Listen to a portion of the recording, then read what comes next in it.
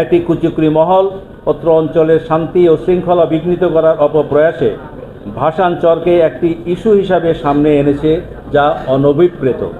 বিভিন্ন satellite view পর্যালোচনা করলে দেখা যায় হাতিয়ার আয়তন ক্রমাগতই বেড়ে চলেছে। মূলত হাতিয়ার সীমানা সেই প্রাচীনকাল থেকে ছিল দক্ষিণে বঙ্গোপসাগর, পশ্চিমে শাহবাজপুর, উত্তরে কালাইয়া নদী এবং পূর্বে সন্দ্বীপ চ্যানেল, যা ফেনী নদী থেকে এসে মেঘনার মোহনায় স্বর্ণদ্বীপের পূর্ব সীমানায় মিলিত হয়েছে। 1960-এর দশক থেকে হাতিয়ার নদী ভাঙ্গন সমস্যা তীব্রতর হয়ে ওঠে। ভাঙনে বিগত প্রায় 68 বছরে হাতিয়ার বিশাল এলাকা নদীগর্ভে বিলীন হয়ে যায়।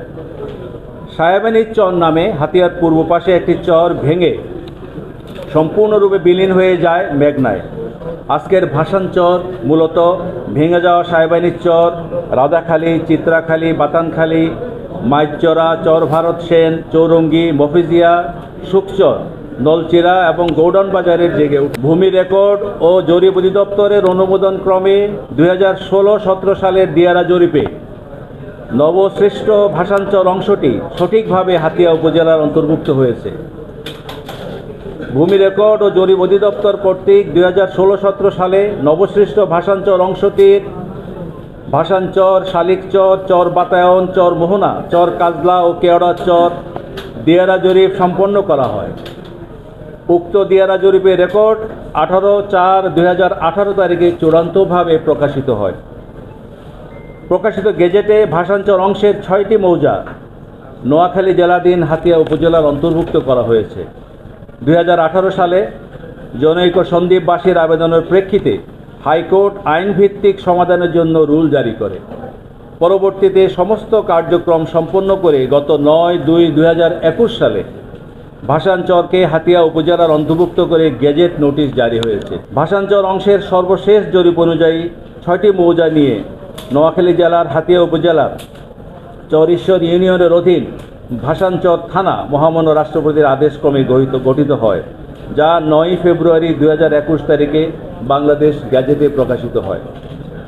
দীর্ঘদিন পর দুরভিসন্ধিমূলকভাবে গত 23/3/2025 তারিখে zonal settlement office Chattogram, Noakhali, Hatiya ও চট্টগ্রামের সন্দ্বীপ অংশের সীমানা নির্ধারণ পূর্বক বিষয়ক প্রতিবেদন প্রেরণ করে এবং একই তারিখে চট্টগ্রাম জেলা প্রশাসকের কার্যালয় রাজস্ব শাখা আন্তজেলা সীমানা বিরোধ নিষ্পত্তির নিমিত্তে গঠিত কমিটির প্রথম সভার কার্যবিবরণীর সিদ্ধান্ত বাস্তবায়নের আদেশ জারি করেন, যা সুস্পষ্ট প্রশাসনিক ষড়যন্ত্র বলে আমরা মনে করি।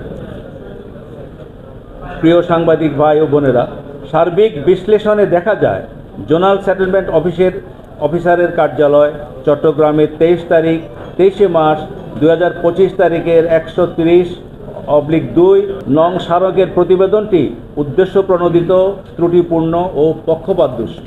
1929 সালের সঠিক সিএস ম্যাপ, 1954 সালের নোয়াখালী জেলা সন্দ্বীপ থানা পৃথকীকরণ আদেশ ও এর সুস্পষ্ট ভৌগোলিক বিভাজন, 2016-17 সালের ভাসানচরের দিয়ারা জরিপ ও ম্যাপ এবং হাতিয়া ও সন্দ্বীপ জেলার সর্বশেষ ম্যাপ পর্যালোচনা না করে শুধু অনুমান নির্ভর বিকৃত সিএস ম্যাপ ও গুগল ম্যাপের উপর ভিত্তি করে প্রতিবেদন দাখিল করায় আমরা হাতিয়াবাসী হতাশ ও সংক্ষুব্ধ। বাংলাদেশ সরকার কর্তৃক ভাসানচরকে হাতিয়া উপজেলার অনুকূলে দিয়ারা জরিপ সম্পাদন করে চূড়ান্ত রেকর্ড প্রকাশ ও হাতিয়া উপজেলাধীন চরঈশ্বর ইউনিয়নের অন্তর্ভুক্ত ভাসানচর থানা গঠন শান্তিপূর্ণ ও বিরোধ ছাড়াই সম্পন্ন হয়েছে। একটি কুচক্রী মহল অত্র অঞ্চলের শান্তি ও শৃঙ্খলা বিঘ্নিত করার অপপ্রয়াসে ভাসানচরকে একটি ইস্যু হিসাবে সামনে এনেছে, যা অনভিপ্রেত। প্রিয় সাংবাদিক ভাই ও বোনেরা, বিষয়টি আপনাদের মাধ্যমে সংশ্লিষ্ট কর্তৃপক্ষের দৃষ্টি আকর্ষণ পূর্বক মাননীয় প্রধান উপদেষ্টা মহোদয়ের আশু হস্তক্ষেপ কামনা করছি। ধন্যবাদ।